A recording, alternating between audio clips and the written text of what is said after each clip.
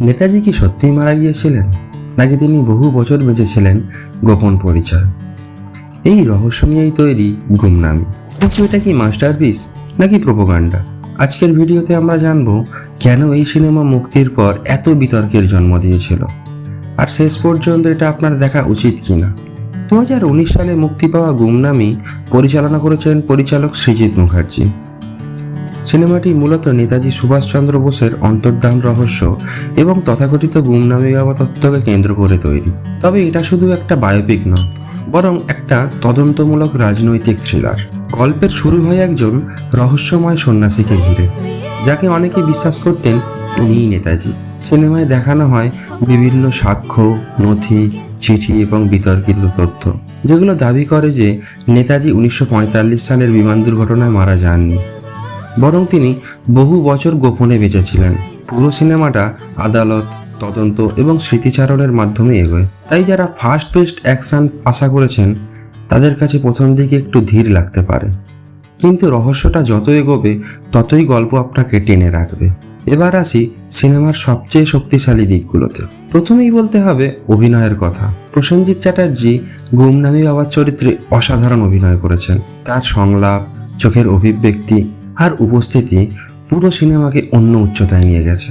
তবে শুধু প্রসেনজিৎ নন, অনির্বাণ ভট্টাচার্যও দুর্দান্ত অভিনয় করেছেন। সাংবাদিক চন্দ্রচূড় ধরের চরিত্রে তার অভিনয় খুবই স্বাভাবিক এবং বিশ্বাসযোগ্য।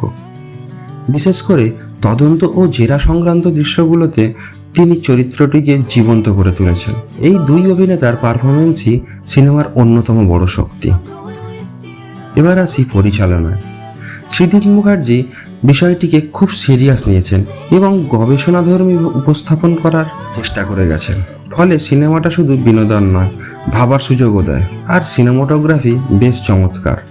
অনেক দৃশ্য সত্যিই বড় পর্দায় অনুভূতি দেয়। তবে সিনেমাটা সবার জন্য নয়।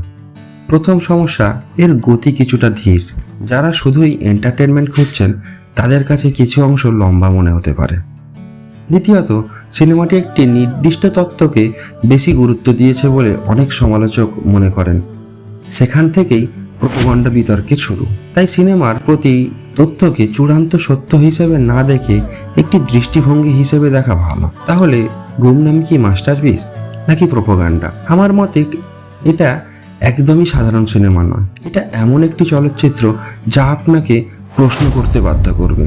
আপনি এর সব বক্তব্যের সঙ্গে একমত হন বা না হন, সিনেমাটি আপনাকে ভাবাবে সেটা নিশ্চিত।